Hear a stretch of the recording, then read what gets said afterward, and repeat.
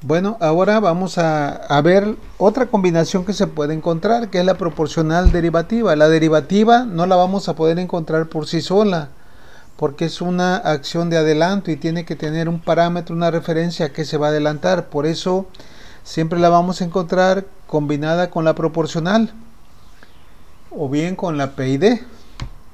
La acción de control derivativa, ¿verdad? Proporcional derivativa se representa de esta manera. La salida del controlador va a tener la parte proporcional, que es Kp por E de t más Kp por Td. Este Kp por Td también se le conoce como Kd, una ganancia derivativa. En el caso de la acción de control proporcional, la salida del controlador es igual a la variación o responde de manera proporcional a la variación de la señal de error. Entonces, lo podemos encontrar en algunos libros de esta manera o también con ganancias separadas, como vamos a ver más adelantito. Si nosotros aplicamos transformada de Laplace aquí, como ya lo hemos hecho, quedaría U de S igual a Kp por E de S más Kp por T de S. La transformada de la primera derivada de E de S pues sería S por E de S. Y ya de ahí nosotros podemos factorizar, ¿verdad? Factorizamos E de S acá y nos va a quedar Kp también como factor. Aquí quito Kp, me queda 1 y acá me quedaría Td por S, que salió de transformar esta derivada. Y la S acá, ya para sacar la función de transferencia la paso de este lado. Esa va a ser la función de transferencia que vamos a utilizar cuando estemos utilizando una acción de control proporcional derivativa, donde Kp dice es la ganancia proporcional, la es de la parte proporcional, y Td es una constante denominada tiempo derivativo o tiempo de adelanto. Les decía que la acción de control derivativa es una acción de adelanto, se adelanta a la señal de error.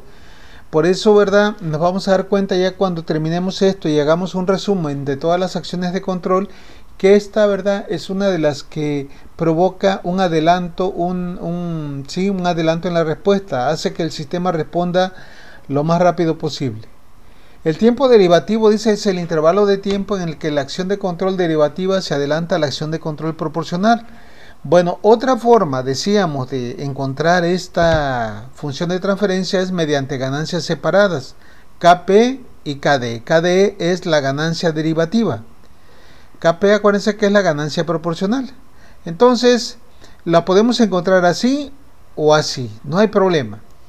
Si tengo el tiempo derivativo, pues Kp pues sería igual a, Kd sería igual a Kp por Td. Si no, queda simplemente así sola, pero ya va a depender de la arquitectura que tenga el sistema de control. Bueno, vamos a ver a continuación entonces cómo quedaría representada esta acción de control mediante diagrama de bloques. Acuérdense que el controlador está conformado de dos partes, la parte que es la que detecta la señal de error y la otra que amplifica, el amplificador, la deriva o la integra. Entonces, en este caso, ¿verdad?, el controlador lo que hace es amplificar la señal de error y también derivarla. Y aquí tenemos, ¿verdad?, las consecuencias de lo que puede pasar cuando aplicamos una acción de control proporcional derivativa. Suponiendo que la señal de error, esta que entra al controlador, fuera una rampa unitaria, si la acción de control fuera únicamente proporcional, pues seguiría siendo una rampa, quizás con una pendiente mayor o menor. Pero en el caso de que sea una acción de control proporcional derivativa, ¿qué pasa? La señal del controlador sufre un adelanto. Es decir, aquí vemos que Td es un tiempo donde la señal derivativa se adelanta a la acción de control proporcional únicamente.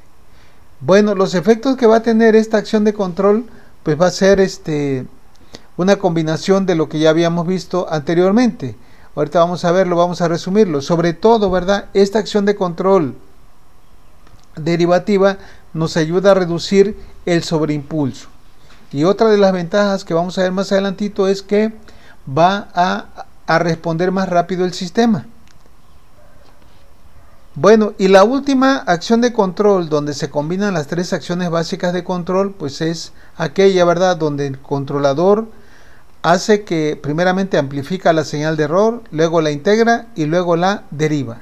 Entonces, esta acción de control proporcional, integral y derivativa la podemos encontrar así, ya sea con ganancias separadas, la ganancia proporcional, la ganancia integral y la ganancia derivativa. Los controladores industriales, ¿verdad?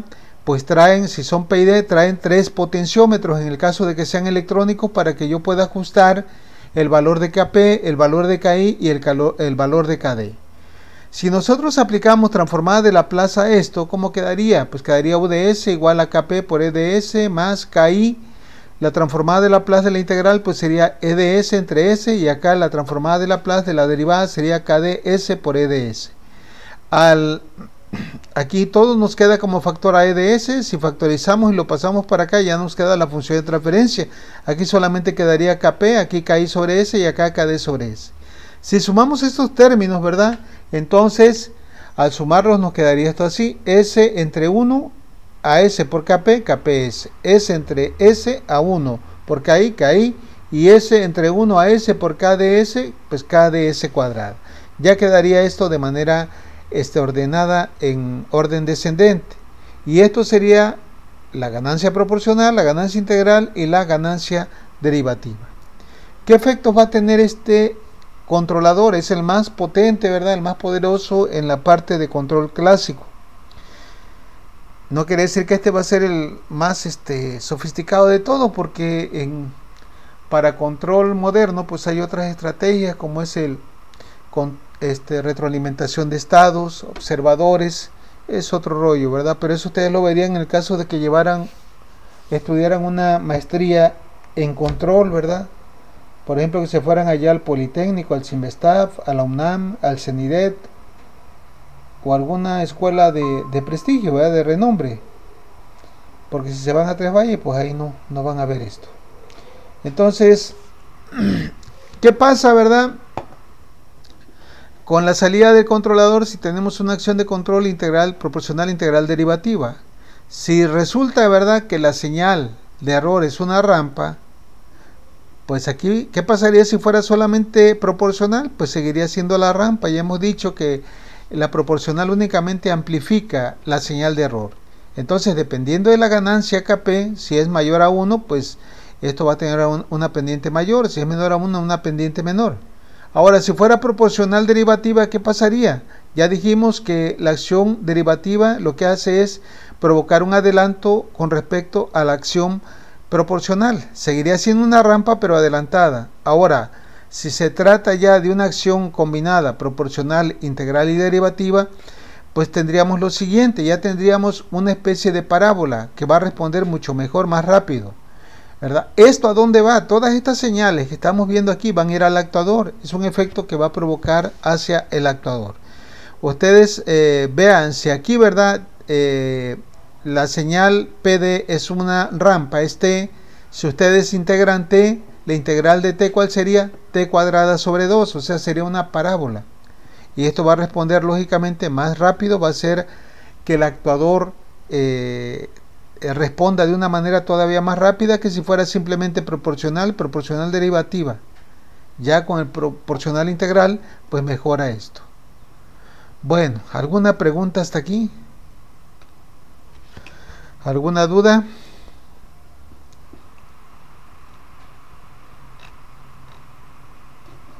Bueno, estas son las acciones básicas de control. Ahora nosotros vamos a ver, porque el interés de aquí, ¿verdad?, en esta parte, en este tema, en esta unidad, es poder decidir cuál es la acción de control más conveniente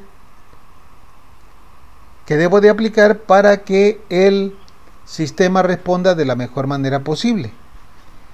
Bueno, vamos a ver entonces los criterios para la selección del controlador. ¿A qué me refiero con esto? Pues nosotros vamos a tener una planta. Esa planta puede ser que sea un motor, puede ser que sea un sistema de control de velocidad, de nivel, un sistema térmico, lo que se tenga que controlar. Entonces, esta planta, pues la vamos a tener el modelo mediante una función de transferencia en el dominio de la frecuencia. Y nosotros aquí tenemos que analizar qué tipo de controlador vamos a utilizar. Si va a ser un controlador proporcional, integral, derivativo o una combinación de ellos. Vamos a formar un bloque, ¿verdad? Pero aquí lo interesante es saber aparte de que tengo que saber qué tipo de acción de control voy a utilizar, la otra situación que vimos hace un momento es que, ¿qué pasa cuando aplico una acción de control proporcional, integral y derivativa? Pues resulta que ahora tengo que estar manejando tres ganancias, la parte proporcional, la parte integral y la parte derivativa. ¿Qué valor le voy a dar a cada una de ellas? No lo puedo hacer a trancazo, al ahí se va, por prueba y error. Tengo que tener una referencia, un punto de inicio para saber, en el caso de que yo fuera a utilizar un controlador PID, cuánto le voy a dar a la parte proporcional, cuánto le voy a dar a la parte integral y cuánto le voy a dar a la parte derivativa. A esto se le llama sintonía, sintonización del controlador, en este caso, suponiendo que fuera PID. Bueno, entonces, como les decía hace un momento, aparte de que es necesario seleccionar el tipo de acción de control que vamos a utilizar, también tenemos que ver cuál es el valor de la ganancia más ideal o óptimo, ¿verdad? Para que la respuesta sea la más adecuada del sistema de control. Entonces, en este tema vamos a ver precisamente esto. Vamos a ver que para seleccionar la acción de control, pues tenemos que ver la respuesta de la planta en lazo abierto. Y ya para esto, pues ya hay gente que ya previamente estudió esto. Es el caso de Ziegler y Nichols, donde nos dan unas reglas para poder decidir qué acción de control y también el valor de las ganancias. ¿Ok? Bueno, dice criterios para la selección de un controlador. Las tres acciones de control combinadas, PID dice, actúan sobre el elemento final de control. ¿A qué se refiere esto? Pues se refiere a esto que tenemos acá, de donde nosotros partimos de este diagrama de bloques, que el controlador, la salida del controlador actúa, ¿verdad? O va hacia este elemento final de control, que es el actuador.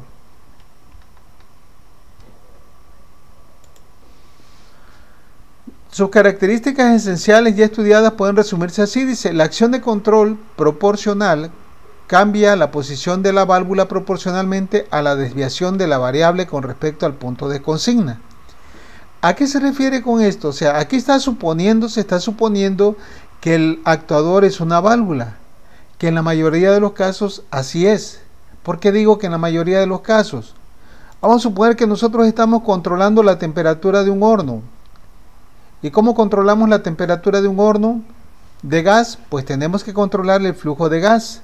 Entre mayor es la cantidad de gas, mayor es la flama y mayor es el calor. Entre menor es la cantidad de gas que fluye por aquí, que entra al quemador, menor es la llama y menor es el calor. Entonces, posiblemente tenga que utilizar una válvula para controlar el flujo de gas.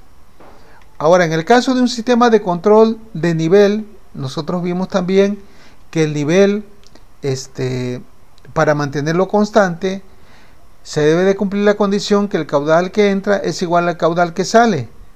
Entonces, ¿qué se está utilizando para controlar el caudal de entrada? Pues también se está utilizando, ¿verdad?, una válvula. Otro ejemplo, ¿verdad?, ¿cuál sería donde se utiliza una válvula? Posiblemente para controlar la presión en un cierto, ¿verdad?, proceso donde la presión se debe de mantener a 40 grados, posiblemente ahí tengamos que utilizar válvulas para posiblemente meter más vapor, meter más aire comprimido o sacar en el caso de que se esté, pero va a ser una válvula. Entonces, la mayoría de los actuadores, como hemos comentado, van a ser válvulas, cilindros neumáticos o cilindros hidráulicos. En el caso de un motor que estemos controlando la velocidad de un motor, ya sea de corriente directa o de corriente alterna, pues el actuador sería un rectificador controlado. Si el motor es de gran potencia, posiblemente va a ser un rectificador trifásico controlado. Ese sería el actuador. En el caso del control de velocidad de un motor DCA, pues vamos a utilizar un inversor, que también sería el actuador. Por acá va a estar el controlador y por acá va a estar el actuador, ¿sí?, el que hace la parte pesada, el trabajo pesado. Pero aquí, ¿verdad?, se refieren a la válvula porque es lo más común. Por eso es que dice que la acción proporcional cambia la posición de la válvula proporcionalmente a la desviación de la variable con respecto al punto de consigna. Es decir, depende o trabaja proporcionalmente a la señal de error. Por su parte, la acción de control integral dice mueve la válvula a una velocidad proporcional a la desviación con respecto al punto de consigna. ¿Por qué dice que mueve la velocidad? Porque habíamos dicho que en la acción de control integral, la señal de salida del controlador es proporcional a la señal de error. Y eso como proporcional a la variación de la señal de error. Y la variación de la señal de error, ¿a qué se refiere? Pues se refiere, ¿verdad?, matemáticamente a una derivada. Pero una primera derivada también la relacionamos con el cambio, con la velocidad. Y la acción derivativa dice corrige la posición de la válvula proporcionalmente a la velocidad de cambio de la variable controlada. Ahí viene otra situación también. Bueno, vamos a considerar esto. Dice, considerando lo anteriormente expuesto, la selección del sistema de control es usualmente, dice, un compromiso entre la calidad del control que se desea y la economía del sistema de control. Lógicamente esto es ¿cómo les diré? Es algo hasta cierto punto lógico, ¿verdad? Entre más se complica la acción de control, pues lógicamente va a ser más caro. No es lo mismo tener simplemente un amplificador que tener que integrarla, que derivarla y tener toda la circuitería necesaria para, pues, acondicionar esa señal. Bueno, dice, sin embargo, económicamente hay muy poca diferencia entre un controlador PI y uno PID. Pero en el caso de un solo P, ¿verdad? Pues sí cambia esto. De modo que en el caso de estudiar procesos y sus perturbaciones que no sean bien conocidos, puede ser más barato adquirir, dice, un controlador PID, suponiendo que no lo conocemos. No obstante, dice, los instrumentos actuales de tipo modular admiten fácilmente la adición de una o más acciones. Hay controladores, ¿verdad? Ese lo tenemos ahí en el laboratorio, uno de la marca Festo, donde vienen separadamente las 3 acciones de control. Y nosotros podemos ir anexando la acción de control que se requiera, la proporcional, la integral o las 3. Bueno, en esta figura vemos cómo responde, ¿verdad?, la posición de la válvula cuando tenemos un control PID, una acción de control derivativa, una integral y una proporcional. Bueno, esta es la carga, esta es la variable de proceso cuando tenemos acción proporcional, acción integral y PID. Bueno, dice, ¿cuándo se va a implementar un sistema de control? Se nos plantea una serie de preguntas. ¿Sí? ¿Cuándo se va a implementar? ¿Qué tipo de controlador debemos elegir? Porque aquí eso es lo que tenemos que ver, ¿verdad? ¿Qué tipo de acción de control vamos a elegir? Y ahora la otra pregunta, ¿cómo seleccionar los valores de los parámetros del controlador? ¿A qué parámetros se refiere? Pues a las ganancias KP, a la ganancia KI o a la ganancia KD. Ya dijimos que para la parte integral también podemos utilizar el tiempo integral y para la parte derivativa también podemos utilizar el tiempo de adelanto, el tiempo derivativo. Dice, ¿con qué criterio de funcionamiento debemos hacer la selección y el ajuste de los parámetros del controlador? Por ejemplo, podemos seleccionar alguno de los siguientes criterios. Que el sistema de control sea estable, esto es indispensable, ¿eh? Que los efectos de las perturbaciones se minimicen y que se obtengan respuestas rápidas y suaves frente a cambios en el set point. O sea que la respuesta no tenga sobreimpulso y que sea rápida, o sea que se estabilice lo más rápido posible. Bueno, son criterios que podemos seguir para esto, ¿verdad? Porque si nosotros tenemos una respuesta que no es estable, pues no va a servir. Si sucede que hay una perturbación y el sistema no responde, no vuelve otra vez a ser estable, pues tampoco sirve. Y puede ser que tengamos estas dos, pero si esta respuesta tiene un sobreimpulso muy grande o el sistema se estabiliza después de un tiempo muy largo, pues tampoco es conveniente. Bueno, también que se elimine el offset, que el sistema sea robusto. Esto es poco sensible en los cambios de las condiciones de proceso debido a errores. Bueno, dice en principio pueden considerarse cualquier propiedad para la selección de la respuesta del sistema, por ejemplo, parámetros de respuesta transitoria. Nosotros, nuestro criterio de desempeño, nuestro criterio de diseño va a estar basado precisamente en la respuesta transitoria, que el sobreimpulso y el tiempo de elevación, es decir, hasta que la salida ha alcanzado el valor deseado por primera vez. El tiempo de asentamiento, es decir, que el valor de la salida del sistema se mantenga dentro de un más o menos 5%. Aquí ya va a depender. Que la relación de decaimiento, aquí es delay.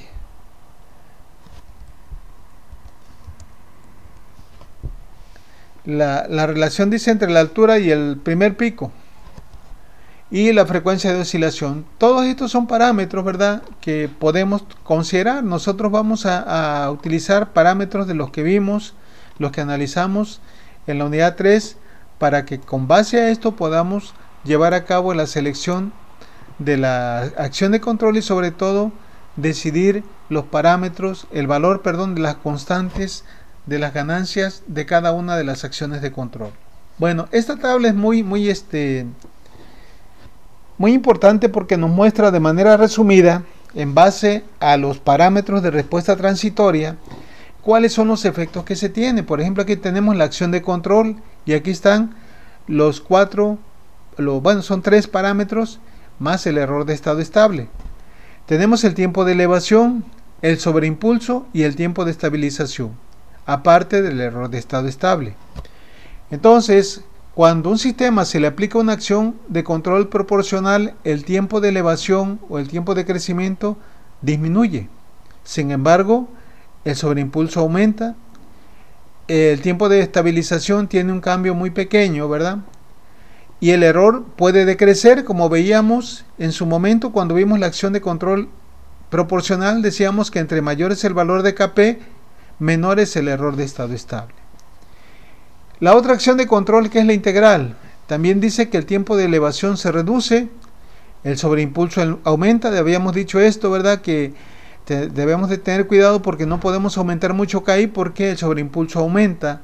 El tiempo de estabilización también aumenta, o sea, hace que el sistema responda más lentamente. Sin embargo, tiene una propiedad muy importante, que si tengo un sistema que tiene un error de estado estable, acuérdense lo que era el error de estado estable, era la diferencia entre la salida y la entrada una vez que el sistema ya se estabilizó, ya una vez que pasó la respuesta transitoria y hay esa diferencia. Entonces cuando se le aplica la acción de control integral, ese error de estado estable se elimina.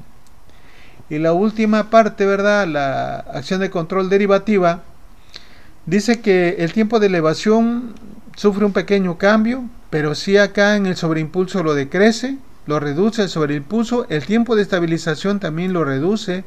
Por eso decíamos que esta acción de control hace que los sistemas respondan más rápido. Y en el error de estado estable, pues casi no hay cambio, hay un pequeño cambio. Lo más preponderante aquí es esta parte, ¿sí? Bueno, entonces en esta tabla se resumen los efectos, y esto hay que verlo, ¿verdad?, porque cuando nosotros empezamos a simular nuestro sistema que queremos aplicarle a una acción de control, pues tenemos que ver cuál es la respuesta que tiene inicialmente el sistema, y a partir de ahí, ¿verdad?, decidir si le voy a aplicar una acción solamente integral, proporcional, solamente o integral, o una combinación de estas tres. Bueno,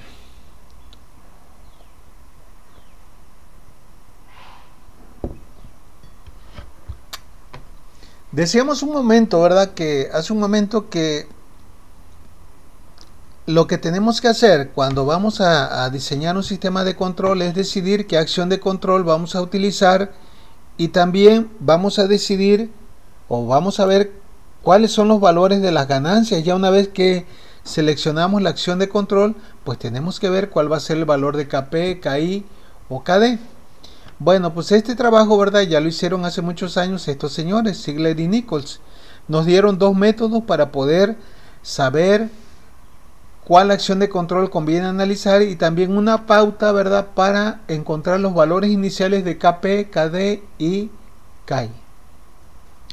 A estos métodos, ¿verdad? A esto se le llama las reglas de Ziegler y Nichols.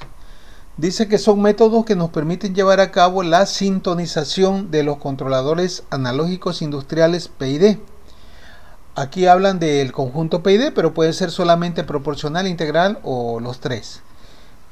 Sintonización decíamos que era encontrar el valor de las ganancias de las acciones de control. Bueno, dice Ziegler y Nichols propusieron una serie de reglas para afinar los controladores PID con base a una respuesta experimental. Nosotros, el proyecto que van a hacer ustedes se van a basar precisamente en estas reglas. Yo aquí les voy a dar dos ejemplos, les voy a hacer dos ejemplos aplicando las reglas y haciendo toda la simulación en Simulink de MATLAB hasta encontrar la respuesta conveniente del sistema. Vamos a ir viendo, ¿verdad?, qué es lo que conviene aplicar, qué tipo de acción conviene aplicar, y ya una vez que seleccionamos el tipo de acción de control, pues ya procedemos a encontrar el valor de las ganancias. Bueno, dice, en la figura 4.23 se muestra una planta a la cual se le ha incorporado un lazo de control mediante un controlador PID. Se refiere a esto. Esta es la planta, acuérdense que esta es la acción de control proporcional, integral y derivativa, que puede estar escrita así, con ganancias separadas, o bien así, con ganancias, ¿verdad?, digo, con los tiempos integral y derivativo, es lo mismo. Bueno, a esta planta se refiere. Dice, cuando se cuenta con el modelo matemático de la planta es posible aplicar diversas técnicas de diseño con el fin de determinar los parámetros del controlador que cumpla las especificaciones de la respuesta transitoria y de estado estacionario del sistema de lazo cerrado. Nosotros vamos a partir de eso, ¿verdad? La planta se las voy a dar como una función de transferencia en el dominio de la frecuencia y a partir de ahí nosotros vamos a ver cómo responde para una entrada de prueba escalón. Sin embargo, dice, si la planta es tan complicada que no es fácil obtener su modelo matemático, tampoco es posible un método analítico para el diseño de un controlador PID. En este caso se debe recurrir a procedimientos experimentales, dice, para la sintonía de los controladores. Por sintonía se entiende el procedimiento que se necesita realizar para obtener los valores de las ganancias del controlador, es decir, Kp, Ki y Kd. O en su defecto los valores de Kp, Ti y Td. O sea, ya vimos que la función de transferencia de un controlador PID puede estar con ganancias separadas o en función de los tiempos integral y derivativo y de la ganancia proporcional. Basándose, dice, en la respuesta a una entrada experimental escalón unitario o en el valor de Kp que produce una respuesta del sistema marginalmente estable cuando se utiliza únicamente la acción de control proporcional. En esto se basan los dos métodos que presentan precisamente estos señores Ziegler y Nichols. Bueno, entonces vamos a ver qué dice aquí. Dice, las reglas de Ziegler y Nichols que se presentan a continuación son muy convenientes cuando no se conocen los modelos matemáticos de las plantas. Por supuesto, estas reglas se pueden aplicar al diseño de sistemas con modelos matemáticos conocidos también. Tales reglas sugieren un conjunto de valores de Kp, Ti y Td, como se muestra en la figura 4.23, que darán, dice, una operación estable del sistema. No obstante, el sistema resultante puede presentar una gran sobreelongación en su respuesta a escalón de forma que resulte no aceptable. O sea, a pesar de que utilicemos las reglas de Ziegler y Nichols para encontrar los valores iniciales, no quiere decir que nos va a dar una respuesta ya definitiva. De ahí vamos a partir para posteriormente hacer una sintonía fina. Por decir, si KI me dio un valor de 0.8, posiblemente ya y veo que la respuesta no es la adecuada, pues tengo que modificar KI, a lo mejor tengo que darle 0.9 o 1, no sé, irme paso a paso. Eso ya se le llama sintonía fina, ir variando los valores de las ganancias del controlador para ir viendo el efecto que va provocando en la respuesta. Por eso es importante este programa de Simulink, porque nosotros le podemos variar las ganancias y automáticamente ir viendo qué pasa con la respuesta del sistema. Bueno, de hecho, dice, las reglas de sintonía de Ziegler dan una estimación razonable, parámetros de partida, y proporcionan un punto de partida para una sintonía fina en lugar de dar valores de Kp, Ti y Td en un único intento. O sea que a pesar de que vamos a utilizar estas reglas, no vamos a encontrar algo ya definitivo. Ahora, Dice que propusieron reglas para determinar los valores de las ganancias KP del tiempo integral y del tiempo derivativo basándose en las características de respuesta transitoria de una planta determinada. Hay dos métodos que propusieron estos señores. A continuación, ¿verdad? Vamos a ver el primer método. El primer método, dice, a menudo se denomina método de la curva de reacción del proceso. El procedimiento consiste en abrir el lazo, o sea, mucho ojo aquí, mucho ojo aquí. Si ustedes van a aplicar el primer método, la planta tiene que trabajar en lazo abierto, no en lazo cerrado, ¿sí? Dice, consiste en abrir el lazo de control de modo que no se presenten acciones de control y se le aplique a la planta en lazo abierto una entrada escalón unitario y se obtiene la respuesta de la planta de manera experimental, tal como se muestra. Entonces se le va a aplicar a la planta una entrada escalón unitario y vamos a ver qué respuesta tiene la planta. Lo que queremos con el método 1 es prácticamente que la planta tenga una respuesta en forma de S. Si la planta tiene una respuesta en forma de S, está propia para aplicar el primer método. Dice, si la planta no contiene integradores, es otra de las cosas que también debemos de ver, ni polos dominantes complejos conjugados. ¿Cuáles son los polos dominantes? Pues son polos que van a estar más pegados al plano complejo. La curva de respuesta escalón unitario puede tener una forma de S, como se observa en la figura 4.25, esta que tenemos aquí. Vean cómo tiene la respuesta, tiene una forma de S antes de alcanzar la estabilidad. La estabilidad no crean que va a ser 1 porque no está cerrándose el lazo, va a ser un cierto valor que le vamos a llamar K. En este método, dice, se puede aplicar, tales curvas de respuesta, dice, a escalón se pueden generar experimentalmente o a partir de una simulación dinámica de la planta, que es lo que vamos a utilizar nosotros, simulaciones dinámicas con Simulink. La curva en forma de S se caracteriza por dos parámetros, el tiempo de retardo L y la constante de tiempo T. El tiempo de retardo L es esta que se obtiene. Nosotros vamos a tirar aquí una especie de tangente, ¿verdad? Pues no es tan bueno, sí. Donde tenemos prácticamente el punto de inflexión de la curva, o sea, donde pasa de cóncava a convexa. Tiramos una tangente aquí, una recta, y donde esa recta corta al eje horizontal el tiempo, pues ahí vamos a tener este parámetro L y la constante de tiempo es de este punto a donde alcanza la curva, la recta, al valor donde se estabiliza ya el valor que toma la respuesta ya en estado estable.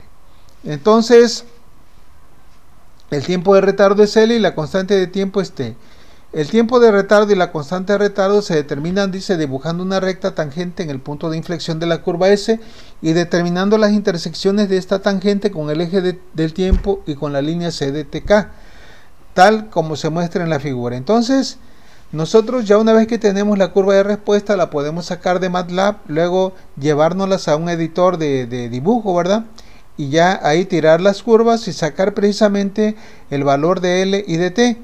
Porque a partir de estos valores y con la tabla que se muestra a continuación, de acuerdo a las reglas de Ziegler y Nichols, vamos a poder encontrar precisamente los valores de la ganancia proporcional, el tiempo integral y el tiempo derivativo para tres posibles acciones de control, como se muestra aquí en la tabla. Esta tabla es única y exclusivamente para el primer método. Para la parte proporcional, pues solamente vamos a tener una acción, una ganancia, que es Kp. Kp se va a obtener como el cociente de la constante entre el tiempo de retardo, T sobre L. En el caso de que yo le aplique una acción de control proporcional integral, pues ya ahora Kp varió, es 0.9 T sobre L y Ti va a ser igual a L sobre 0.3. Y por último, en el caso de que decidamos aplicar una acción de control integral, proporcional y derivativa, el PID, pues ahora la Kp tomaría este valor, Ti este otro y Td 0.5L. De tal manera, ¿verdad?, que la función de transferencia del controlador PID, haciendo referencia a este porque es el más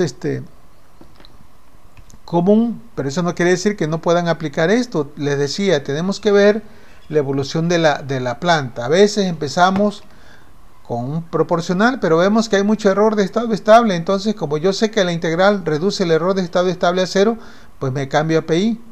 pero luego veo que la respuesta es muy lenta, entonces ya finalmente opto por un PID. Bueno, aquí tendríamos ya la función de transferencia del controlador PID, lo que veíamos acá en la primera imagen, ya sea ganancias separadas o mediante el tiempo de integral y derivativo.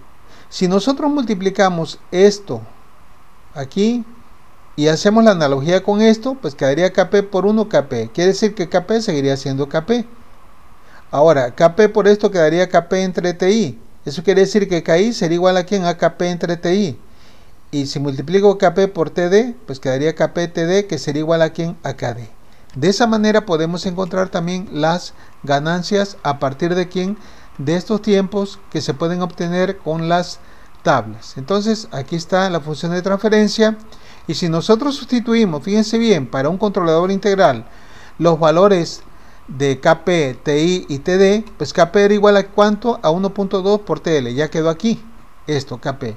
Ti aquí es igual a 2L, entonces queda esto acá, y Td pues es igual a 0.5L. entonces ya esta función de transferencia puede quedar así. O bien también dice de tal manera que este primer método, el valor de las ganancias, como se los hice mención hace ratito, Kp, Ki, Kd, pueden quedar así. Kp va a ser igual a 1 por Tl. Acuérdense que Kp era igual a Kp. Ki era igual a ¿quién? Vuelvo a regresarme aquí a la figura. Ki, esta de aquí, es igual al producto de Kp sobre Ti.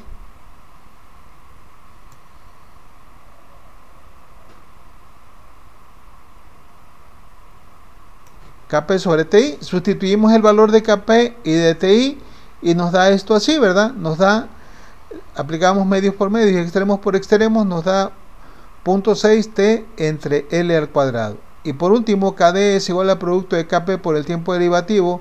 Kp es 1.2 por Tl y Td es 0.5, me da finalmente 0.6T, porque esta L con esta L se hace igual a 1.